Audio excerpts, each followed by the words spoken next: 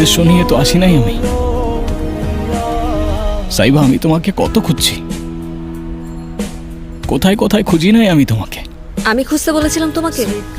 বলেছিলাম আমি খোঁজার জন্য? কেন খুঁজেছো? এত বছর পর কথা হচ্ছে আর তুমি এভাবে কথা বলতেছো আমার সাথে। আর কিভাবে কথা বলবো? হ্যাঁ, কে তুমি?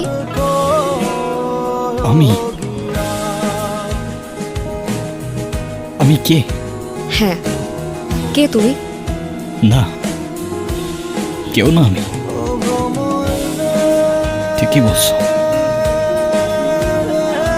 আচ্ছা সাইবা, আমি কি এমন ভুল করছিলাম যে আমাকে এতগুলা বছরে মাফ করতে পারো নাই তুমি? আমি মাফ করার কে? আর আমি কেনই বা তোমাকে মাফ করবো?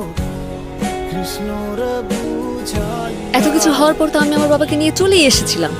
তুমি কেন আবার পিছু পিছু চলে এসেছো? কি চাও তুমি? একটু কথা বলতে চাই, ব্যাস। আর কিছু চাই না আমি। সেদিনের পর থেকে তোমার সাথে আর আমার কথা বলতে হয়েছে। আর দয়া করে আমার সামনেও আসবে না, আর আমার মেয়ের আশেপাশেও থাকবে না। এখন দাঁড়িয়ে আছো কিসের জন্য? যাও এখান থেকে।